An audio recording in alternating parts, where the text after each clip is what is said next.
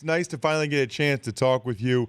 I obviously want to talk about the Draymond Green kick and no suspension in a little bit, but I'm going to start with last night's game and the Raptors-Cavs series. How surprised are you by what's happening and what took place the last two games in Toronto?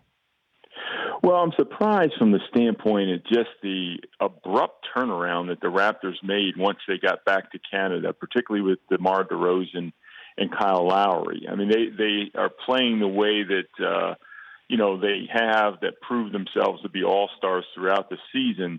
But what was evident to me is that when they're in that building with that kind of energy, with that crowd, they're a different ball club. I think for the Raptors, getting the kinds of performances they're getting defensively from guys like Bismack Biyombo, but their entire team and the amount of deflections that they have, they're able to get out on the break, they're pushing the basketball, look like a completely different team to me than the one we saw in Cleveland. So it's going to be interesting here on out as to whether or not they can sort of duplicate that kind of energy and effort on the road, which they're going to have to beat Cleveland on the road if they expect to win the series. Yeah, I mean, as a football guy, I love the physicality and the energy that Biyombo's bringing. And conversely, I got to tell you, Stu, very disappointed in Kevin Love the last two games in Toronto. I mean, they talk about the big three. I don't know how Cleveland can win the NBA Finals or get where they want to go with him playing like this.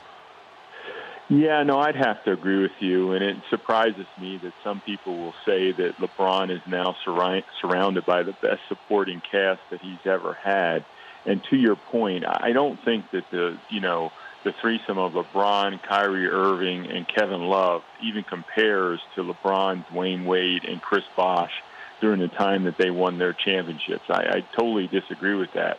I just thought that other crew in Miami, maybe not quite as talented if you factor in Kyrie, who I think is a supremely talented guard, but just their approach, their mental toughness, their willingness to sacrifice and understand the roles of each of the other players on that Miami team, to me, doesn't compare to this Cleveland team. Now, perhaps the Cleveland team, the Cavaliers, this addition will grow to understand that and develop that, but it's obvious to me that they haven't quite yet and question themselves.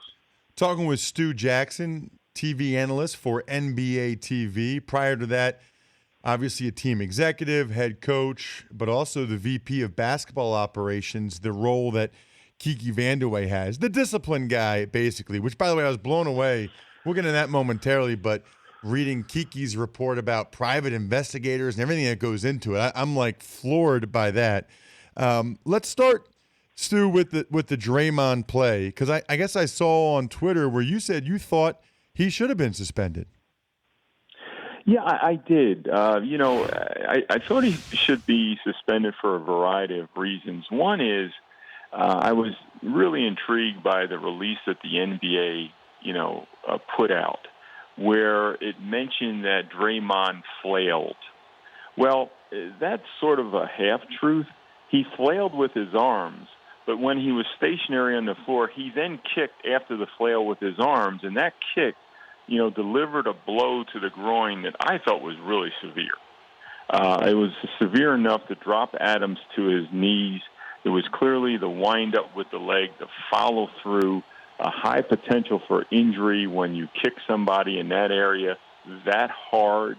And, I just thought Adams was in a vulnerable position and couldn't defend himself. So, for that reason, when you add up those factors that meet the criteria for a flagrant foul and you look at how hard he was kicked, I thought he should have been suspended. Now, listen, there have been times when, players have been hit in the groin where they haven't been suspended, but they're in the minority for sure. Most times, if you look through the history of discipline in the NBA, when a player hits another player in the groin, generally he's going to suffer a one-game suspension.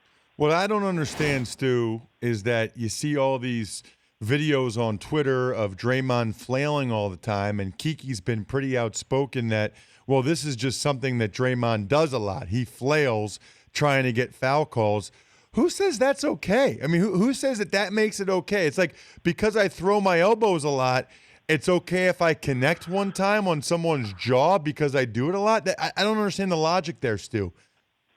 Well, there's not much logic that I can see because, listen, and I acknowledge players flail all the time, but we also have to acknowledge when a player fails, what he's trying to do is bring attention to some contact that he feels he's absorbed and bring that attention to the referee. Essentially, he's flopping. So now we're saying that you have the ability to flail/flop, and in the process, if you hurt someone else, that's okay while you're trying to deceive the game. It makes no sense, to me at all. And then, furthermore, when you go and review those flagrant fouls as they did yesterday, post-game, and they do go through a very extensive process of investigation and talking to players, talking to the referees, talking to internal, staff to try to assess, as best they can all the information that they have. But when you go through that process and you upgrade to a flagrant foul penalty 2, the team that really gets cheated is the Thunder because a flagrant foul penalty 2 calls for an automatic ejection. So now the Thunder have not been advantaged by Green's absence on the floor. He stayed in the game, after the flagrant foul, and now he doesn't suffer the penalty of not playing subsequent to that and still is going to play in Game 4. It just seems a little bit unfair. How involved is the commissioner in these decisions? I know you made these decisions for a long time. How involved is the commissioner? It was David Stern with you, obviously, at Silver now. Well, to be clear, my job and Kiki's job is to make recommendations to the commissioner. Ultimately, he is the key decision maker. And he's the key decision maker. Why? Because these things matter. Fans care about them. A decision one way or the other can affect the NBA brand or affect, the perception of integrity in the game. It's a pretty big deal. And the commissioner should be making those decisions. And, when I was a part of the NBA, I made those recommendations to David Stern. And, yes, more times than not, he accepted my, recommendation. But he has the right, and it's his prerogative, to say no, Stu or Adam in the case of Kiki, no, that's not the way we're going to go. So at the end of the day, you don't know, what Kiki Vandeweghe's recommendation is. But ultimately that decision rests with the commissioner. When you look, Stu, at what happened with Dante Jones and now what happened with Draymond Green, is it fair to say that there's a different standard for star players in the NBA? Well, to be clear, the Dante Jones, was a pretty bright line rule in that, he basically took a little flick or a little swing and hit Biyombo in the groin, and the rule clearly says if you do that, whether you have a closed fist or an open fist, contact or not, that you're going to suffer an automatic one-game suspension. So in that regard, it's different. But clearly, if you look at, the way that physical contact has been evaluated throughout these playoffs, it leads you to a notion that there is a little bit of a double standard. And case in point, Durant's flagrant foul penalty 2, where he took Justin Anderson's head off. Isaiah Thomas, where he swung and he hit Schroeder in the head. You've got now the Draymond Green situation. There was another non-call where another star player hits another star player. Andre Drummond hits, LeBron James in the head. Clearly the standard is in playoff games, they want to keep these better players in the game and, not suspend them for the next one, which is, again, okay, that's fine, but then don't have the rule written that calls for an automatic suspension in these cases. Rewrite the rule and let everybody know what that rule is so the NBA is not in a situation where they leave everything to chance and leave people wondering exactly where the line is. So here's what I don't understand, though, Stu, because you just said if you look at what's happened so far this postseason, it would lead you to believe there is a double standard for star players. Stu, you did this, right? I mean, you were the one that made these decisions with the commissioner for a while, so you would know whether or not there's a double standard, right? I mean, what took place when you were the one doing it? Well, listen, what took place is that we tried to be very consistent, treat all players equally because we felt it was important to the integrity of the game. And that was never more exemplified. And listen, you can debate this, and people will for maybe perhaps another decade. what we did in 2007 in the San Antonio Phoenix Sun series, where we suspended Boris Diaw and Amari Stoudemire for leaving the vicinity of the bench during an altercation, where they left they were 25 feet away from the bench.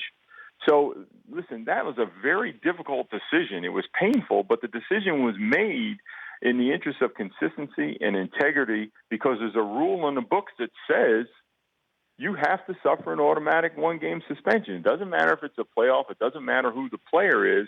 And they were two integral players in that series. And, yes, it did change the course of the series, unfortunately, for the Phoenix Suns, who I thought competitively was a better team at that time than the San Antonio Spurs. But you had to do what you had to do, because it's a rule. And if you have a rule, you enforce it. If you're not going to enforce it, don't have the rule. Stu, really appreciate the time. Thanks for coming on this morning. No, happy to do it, Ross. All right, good to talk with Stu Jackson. First time getting a chance to talk to a guy that is a legend in my hometown of Reading, Pennsylvania. The Dan Patrick Show, weekday mornings on Audience.